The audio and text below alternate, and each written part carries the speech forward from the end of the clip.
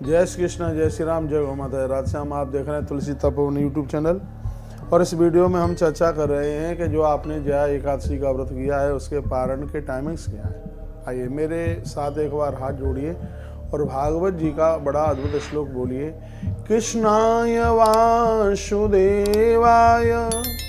हरे परमात्मने प्रणतक्लेशनाशाय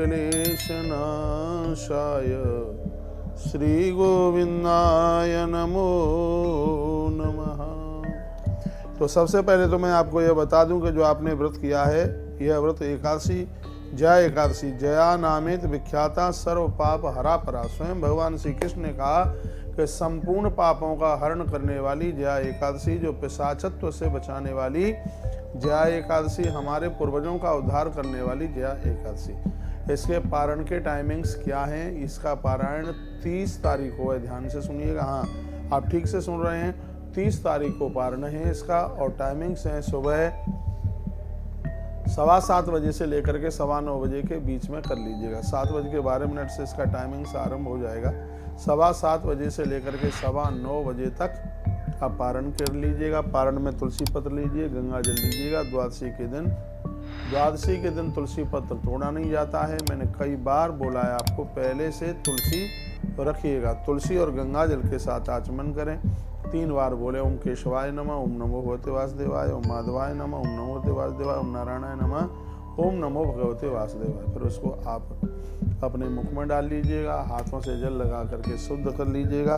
तुलसी माँ का दर्शन, बंदन परिक्रमा, गौ माता को रोटी और भगवान का वंदन पूजन, शंख से गोपाल जी को स्नान कराइए। दूध में थोड़ी सी हल्दी डाल करके भगवान को नहलाइए और हो सके तो आंवले का भोग भगवान को लगाएं और एक आध आंवला आप भी खाएं। और हो सके तो चावल का दान करें। और व्रत जिस दिन आपने पूरा किया है द्वादशी के दिन चावल जरूर खाएं, तो यह इस 11 की महिमा और ज़्यादा बढ़ जाती है। यदि आप प्रदोष का व्रत नहीं करते हैं तो पारण में भी आप जल में, गंगा जल में और आप चावल थोड़े से रख करके और अपना व्रत खोल सकते हैं। तो यह मैं आपको कहना चाहूँगा, एक ब्राह्मण को भोजन भी जरूर कराया करें, क्योंकि यदि कहीं हम 11 का उद्यापन नहीं कर पाते, यदि द्वादशी के दिन हमने भोजन कराया है ब्राह्मण को, जब एकादशी की तब भोजन कराया है, तो फिर यदि हम उसका उद्यापन नहीं कर पाए हैं और कहीं व्यक्ति दुनिया छोड़ करके चला जाए तो उसका कल्याण ही होता है। तो यह ब्राह्मण की इतनी बड़ी महिमा, इसलिए तुलसी वन आश्रम में हर द्वादशी को भंडारा एकादशी करने वाले महानुभावों का होता है। और मैं तो यह कहता हूँ कि आप एकादशी नहीं करते हैं तो भी द्वादशी के दिन भोजन भंडारा ब्राह्मण को तो जमाया करें। तुलसी वंदन पूजन, गौ माता को रोटी, गंगा का आचमन, एकादशी का व्रत, यह परम वैष्णव लोगों की पहचान है। तो इस वीडियो में हमने आपको यही निवेदन किया है कि इसमें भगवान की पूजा इस तरीके से करें। और पारण के टाइमिंग से ये हैं 30 जनवरी सुबह 7:15 बजे से लेकर 9:15 बजे तक।